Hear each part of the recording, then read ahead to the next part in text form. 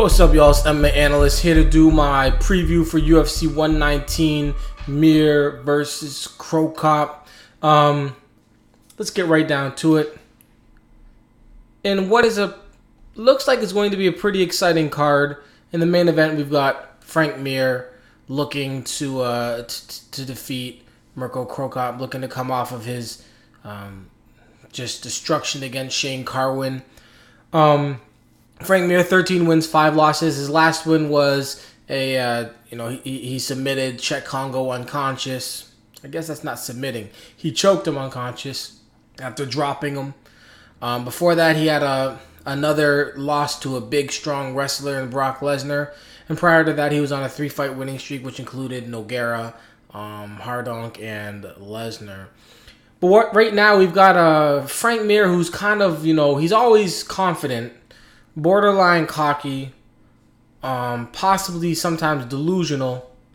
But we've got somebody who's, moving up in weight and, I got to be the biggest, strongest guy possible, and then realizing I can't really do that. So I got to try and outskill these guys. So he's moving up and down, and he's coming in at 265. And before he was just out of shape from the accident and not being focused and not being able to fully commit and train mentally, and now he's doing that. So you've got a Frank Mir who throughout his whole career has been up and down and up and down, and even being 2-2 in his last 4, or if you want to say 1-2 in his last 3, he's still coming into this fight very much improved in many aspects of the game. Obviously, his ground game's always been good. He's always had good submissions. He's always been strong off of his back, not afraid to go for submissions. He's not the kind of guy that'll just lay there and let you work through his guard.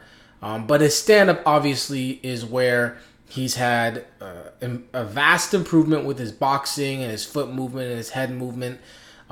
His power, I believe, as well, it has improved, and obviously his cardio. Those are the big things.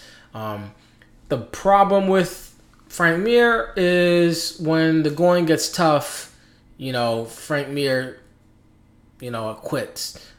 He was up against the cage getting pushed by Shane Carwin. Carwin hit him with a few solid shots, and Frank Mir just buckled, dropped to the ground. He got ground and pound up against the cage. Same thing happened against Brock Lesnar. He gets in a situation. Now, this one was a little different. He had that big beast just completely covering him and smothering him, and only thing you could see of Frank Mir was his face, and it was getting larger and larger by the moment from swelling. But the reality is, when he got into a situation, he didn't quit right away, but basically he just kept taking shots, didn't work to get out of it, just really crumbled. Of course, like I said, the Carwin example is a little better. But that's the situation with Frank Mir. If you can get him, then you've got him. Mirko Cro Cop coming off of 2 wins, a win over Pat Barry, a win over Anthony Perosh. That fight, obviously, against Perosh is, Perosh came in last minute, blah, blah, blah. He was never on the level of any top MMA fighter ever. And Pat Barry dropped him twice, but I guess he broke his hand, broke his foot, did all types of stuff, didn't follow him to the ground, potentially let Cro Cop off twice. Before that, Cro Cop looked, unfortunately, the way he's been looking, which is subpar against Junior Dos Santos, even with his win over Mustafa Al Turk, where it was, the beginning of the end started with an eye poke.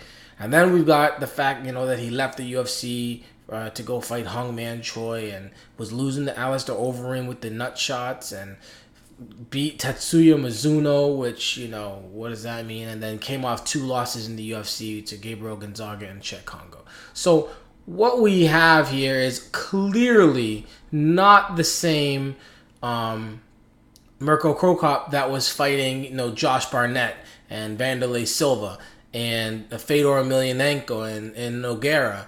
And the one thing that is killing me is Frank Mir is acting like that's not true. He's pretending, he's lying to us and he's lying to himself that the Mirko Cro Cop that is out there right now in his 70th fight is the same Cro Cop that was killing it back in 2004, 2005. And come on, y'all, we all know that is 100% just not true. We don't really have to get into it that much, but, Mustafa Al-Turk and Chet Congo and Gabriel Gonzaga, damn, busted the mic up. Those guys are not on the same level as, a prime Nogueira, a prime, fight of the year against, Fedor, Josh Barnett. It is what it is. Mirko Cro Cop has slowed down. He's lost all of his aggression. That used to be his big thing. If you came at him, he would counter you with the straight, with the left. Bam, you come at him, he'll step, bam, hit you with it. And if you weren't aggressive, then he was walking you down, stalking you. He was not afraid to get hit. He was not afraid to get into a fight. And the thing is, you would be worried about his hands. You'd be worried about his feet. Either or, obviously, the old saying, left leg, right leg, blah, blah, blah, blah, blah. All of that was true. Not to mention he had really good takedown defense. And, he had some solid ground and pound. What we've seen since him coming to the United States, stepping in the cage, is no power with the straight right counter. Not aggressive. Just a completely different fighter. And unlike what Frank Mir would want you to believe, I believe the truth is Mirko Cro Cop is clearly near the end of his fighting road. We've seen the decline. It's happened right in front of our eyes. On the other hand, Frank Mir is still improving. And I don't have Frank Mir running out there and taking a double, getting a double leg and taking him down to the ground.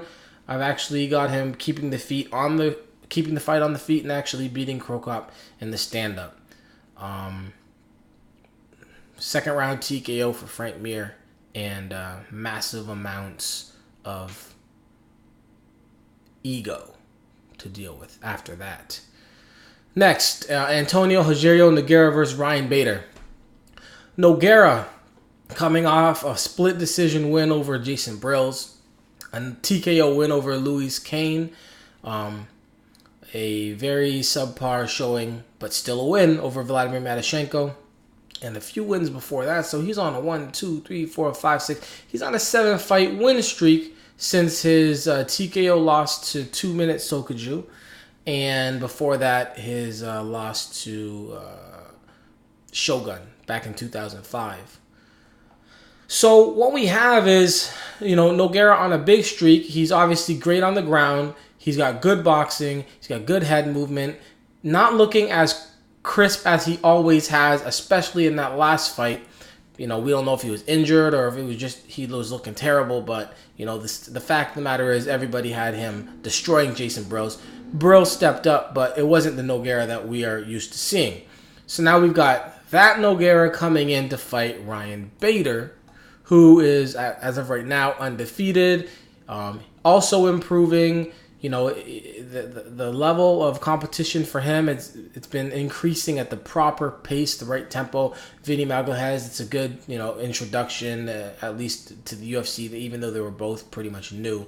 He was still 7-0, but hadn't really faced anybody serious. But then a really solid win over Carmelo Marrero, a nice win over Eric Schaefer, and then a TKO win over Keith Jardine. So that's very good. Now he's stepping up to the next level, Antonio Rogerio Nogueira. What's Ryan Bader bringing to this fight? He's going to be very strong. He's going to be the better wrestler. If he gets into the top control on the ground, and Nogueira looks anything like he did against Brills, then Bader is not going to get submitted, and he's not going to lose those positions, I don't think. Nogueira will be able to stand back to his feet, but for how long? We've been looking at the year of the super wrestler, the guys coming out there and just wrestling. If you'll notice, I haven't really mentioned Ryan Bader's striking because it's something that he doesn't want to do against Nogueira. If he goes out there and tries to strike with his wild, loopy, throwing fastball punches, he's going to get tagged up all day. And I don't know how good his chin is from his previous fights, but we'll find out quick. To be completely honest, everything in this fight is pointing to Nogueira. As long as Nogueira doesn't get taken down over and over each round, or have to spend a minute 30 seconds defending takedowns and finally gets taken down. And, similar to the Rashad Evans against Rampage, where somebody tries to take down, or they just want to push you up against the cage and wear you down against the cage and then try and drop down for the double. That's what we're dealing with here in this fight. That's the way Ryan Bader wins this fight. And with the way the things are going and looking at Nogueira's last fight, and I'm just going to have to go with Ryan Bader coming out and, not getting knocked out, getting the fight to the ground and not getting submitted. I hope I'm wrong about these first two fights. Trust me, people want to say you were wrong. I'll be like, great, because I would love for both Nogueira and Cro Cop to win these fights. Matt Serra versus Chris Lytle. Matt Serra fights once a year. Let's see. This is the first time he's fought 2 times in 1 year since 2004. He fought once in 2009, 2008, 2007, 2006, 2005. He fought twice in 2002, once in 2003, 1999 twice, 2000 once. He basically, I believe he's got that competitive side to him where he, but once a year goes, yeah, I'll go fight. I'm good with Dana. I'm good with the UFC. I was the champ. I did beat Georges St. Pierre. I can always get a fight. I've got a solid game on the ground. I've got power, and let's get that competitive, that competitive side out. Let's that need to compete. Let's get on with it. And in this fight, he's coming off a win over Frank Trigg. Many think he actually won his fight against Matt Hughes. I'm one of those people. And then an absolute beatdown against Georges St. Pierre, which was the immediate rematch from when he absolutely beat down Georges St. Pierre. And then not too far ago, we have Chris Lytle for the Ultimate Fighter for the crown, for the chance to fight Georges St. Pierre. And that's where, at the time, Matt Serra was able to win in a split decision. Chris Lytle, on the other hand, recently, I've been ragging on him like, yo, man, get back to you. Just, either start throwing straight strikes, start throwing them down the pipe, or get back to your jiu-jitsu and start tapping these guys that you could have tapped. A lot of these guys. Marcus Davis, he went in a fight against him and they were all going crazy, and, he could have tapped Marcus Davis. Kevin Burns, he could have tapped Kevin Burns. But finally, Brian Foster got the knee bar, beautiful knee bar. He just destroyed Matt Brown with a very nice straight arm bar. And it looked like, okay, good, he's getting back to his submission ways, and now, unfortunately, that's not going to matter. Because Matt Serra's jiu-jitsu is just on a completely different level. I don't think if they both take, let's say somehow this fight gets to the ground, because I don't see anybody going for any double legs or single legs or pulling guard. But let's say this fight goes to the ground without somebody knocking the other person down to get there. I don't see either one of these guys just running through the other guy's game, but I definitely don't see Chris Lytle submitting Matt Serra in any way. It could happen. He's a black belt. He's got skills. He's a vet, but Matt Serra's game is just better. This fight's going to go, basically along the lines of how all of Chris Lytle's recent fights have gone, which is on the feet, brawling. And in that situation, you've got Matt Serra, who is going to get inside, even though he's not going to have the reach advantage, he's going to have a big reach disadvantage. He's going to be able to get inside. He's going to be able to hit Lytle in one of these exchanges with that powerful right, and I see him putting Lytle to sleep. Maybe not necessarily a flat line KO, but a TKO nonetheless. And I actually have it happening in the first or second round, but I'm leaning towards end of the first round. All right, Sean Sherk versus Evan Dunham. Sean Sherk coming off a loss to Frank Edgar, where he thought he was a boxer. Before that, a win over Tyson Griffin. And before that, a loss to BJ Penn, who's just not as good as a fighter as, but he also tried to box that entire fight. At some point recently, Sean Sherk became, in his mind, a boxer, and he went out and he had horrible game plans.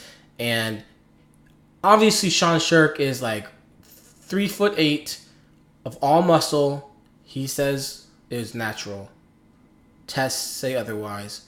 It's behind us regardless. But the point is, he's a short, stocky, muscular-ass dude. There's no reason for a guy like him to ever come out to any fight ever in his entire career and try and box. After his, loss to Frankie Edgar, I think he's going to have to come back and he's going to try and use his bread and butter, which is wrestling, getting the fight to the ground. Once it gets to the ground, trying to hold somebody down, trying to tire them out, and then maybe get a submission. He'll be facing Evan Dunham, who I think is going to be future champion. A well-rounded fighter, not well-rounded in the sense that, oh man, he's going to come out here and he's going to knock your head off, but more or less, he can keep you guessing. He doesn't have to come out and shoot a double leg. A lot of these new wrestlers, these super wrestlers, they're coming out, they have no other game. You do not have to worry about them knocking you out. You only have to worry about ding, ding, ding. All right, here he comes. He's going to try and take me down. I'm going to throw a few punches, and as soon as I throw a few punches, he's going to, lower level, drop level, and try and get me up against that cage and try and take me down. And that's what he's going to do for all 15 minutes. And that's not necessarily Evan Dunham. He is pretty half decent on his feet. He doesn't say, I have to get this guy to the ground right away, because he is much well-rounded. He can stuff takedowns. He can take you down. When you're on the ground, he can control you. And in this fight, I see it kind of like, Evan Dunham just, continuing down that path of improving his game and doing what he does to win fights, which is really whatever he needs to do. And I think in this fight, it'll be stuffing a few takedowns. I think it will be outboxing for however long that the fight stays on the feet, Sean Shirk, and then eventually just winning a decision by just being better in all aspects of mixed martial arts in the year 2010. Melvin Guillard versus Jeremy Stephens. This one's going to be, if Lytle and Sarah goes long enough, it could be fight of the night. If it's cut too short, this could be fight of the night. It really depends on what one lasts longer. Whatever one lasts longer is probably going to be fight of the night. Melvin Guillard, powerful, solid striker, improving. He's with Jackson's camp now. Greg Jackson. Wait a sec. I might have to change my fight of the night thing when I just thought about that. I'll get back to that in a second. Jeremy Stephens, in his last fight, I was like, he's going to come out there and he's going to probably get beat to the punch against Sam Stout, who is very technical striking. Sam Stout's going to keep it, down the pipe, and Jeremy Stephens is going to be throwing all over here. And what ended up happening is Jeremy Stephens got in first every time, landed more shots, landed the more powerful shots, and actually picked apart Sam Stout. With that in mind, that's the reason why initially I thought, this will be a closer fight than I thought. And then I was just thinking right now, Melvin Guillard is pretty solid when it comes to his takedowns. He is now with Greg Jackson. Greg Jackson could probably plant that little worm in his mind and take over his brain. And I think we're going to have Melvin Guillard mixing it up, kind of doing his GSP impression. Throwing the feet, boom, take down Jeremy Stephens, stay on top, stay out of any trouble. Not like Jeremy Stephens is going to, I don't think he's going to armbar anybody off his back. But I've got Melvin Guillard winning in what will look like a pretty well-rounded fight where he'll get more takedowns and land more shots and just, look like a Greg Jackson submission fighter. Crazy.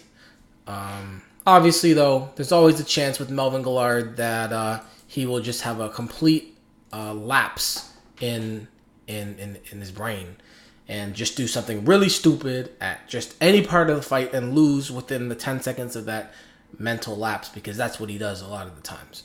CB Dollaway versus Joe Dirksen, preliminary card, Spike TV.